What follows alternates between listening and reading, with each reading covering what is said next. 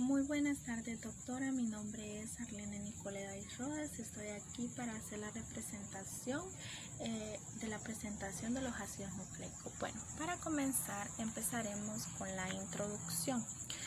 Bueno, como introducción tomamos, ¿verdad? La función primordial de los ácidos nucleicos es almacenar y transmitir la información genética, ¿verdad? Proceso en el que las bases para poder mantener la identidad de los organismos. Cuando nos referimos al término de poder mantener la identidad de los organismos, nos estamos refiriendo a la información genética que los ácidos nucleicos guardan, ¿verdad? Con este propósito en sí.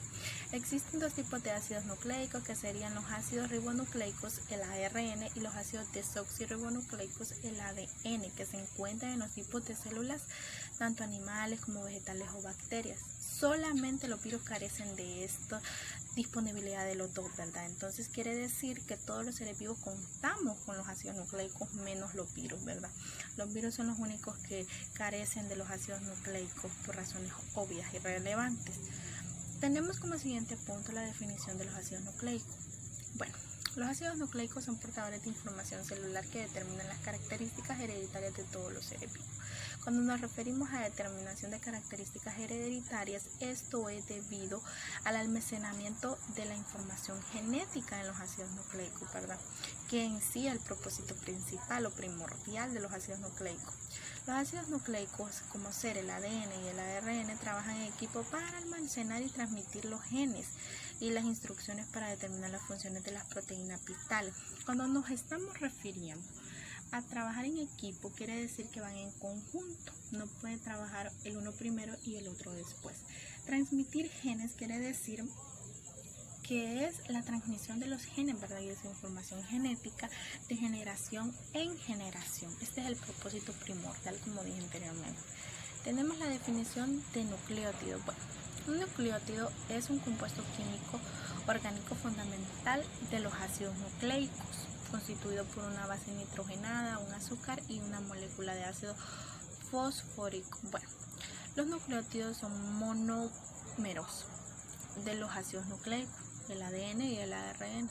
Los nucleótidos son moléculas orgánicas formadas por la unión de iones covalentes de un monosacárido y 5 carbonos, como la pentosa, una base nitrogenada y un grupo fosfato.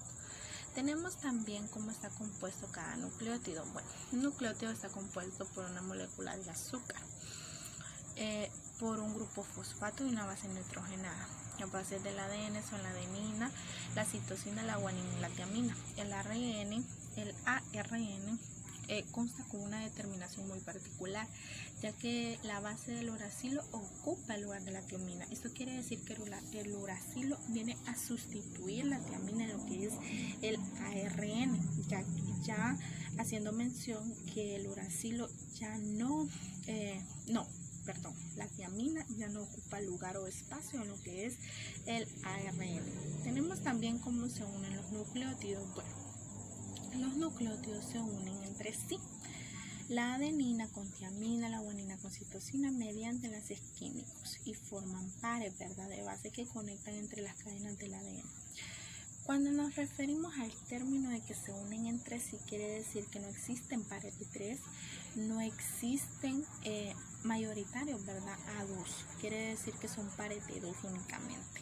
También tenemos los tipos de ácidos nucleicos. Como dije al principio, los ácidos nucleicos pueden ser de dos tipos.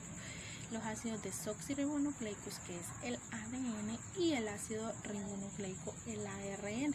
Cada uno consta con funciones muy determinantes.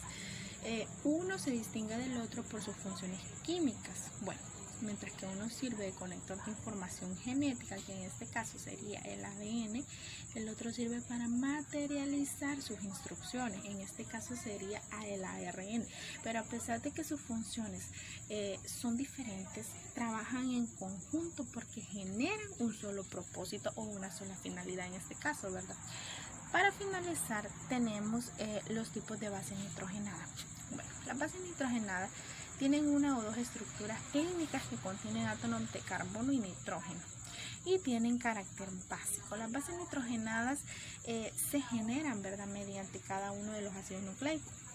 ¿Por qué razón? Bueno, porque las bases púricas derivan de la purina, en lo que se presenta en estructura formada por dos ciclos.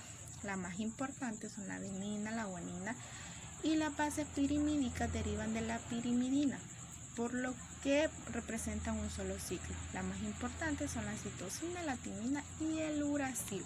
Cada una de estas bases nitrogenadas son sumamente importantes en lo que es el ciclo de los ácidos nucleicos, porque prácticamente son las que se encargan de formar pares para que las funciones de los ácidos nucleicos sean estables y fundamentales al momento de transportar información genética, al momento de minimizar la información de la misma.